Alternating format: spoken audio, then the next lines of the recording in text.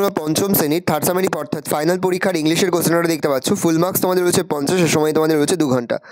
তোমাদের যেহেতু English question paper উত্তর করতে শুধু প্রথমেই তোমরা তোমার নাম, রোল নং আর সেকশন লিখে তারপরেই কিন্তু প্রশ্নের উত্তরগুলো শুরু করবে। তারপর একে দাগে রয়েছে underline the adverb in the following sentence and write their kinds. প্রশ্নের মান রয়েছে 1 করে 1 × 4 = 4। 2 দাগে রয়েছে match column A with column B. প্রশ্নের মান রয়েছে 1 করে 1 × 6 = 6। 3 দাগে রয়েছে ফিল ইন দ্য ব্ল্যাঙ্কস। প্রশ্নের মান রয়েছে 1 করে 1 × 3 = 3। 4 দাগে রয়েছে select the correct preposition from the box.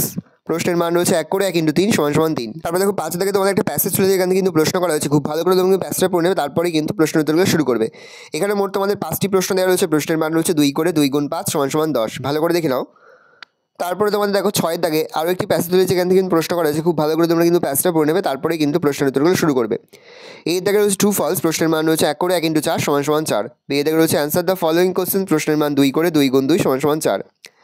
7 দাগে রয়েছে write 8 sentence about great poet Kazi Nazrul Islam. প্রশ্নের মান রয়েছে 8। এই রোজ টোটাল তোমাদের থার্ড সামারি অর্থাৎ ফাইনাল পরীক্ষার পঞ্চম শ্রেণীর ইংলিশের কোশ্চেন পেপার।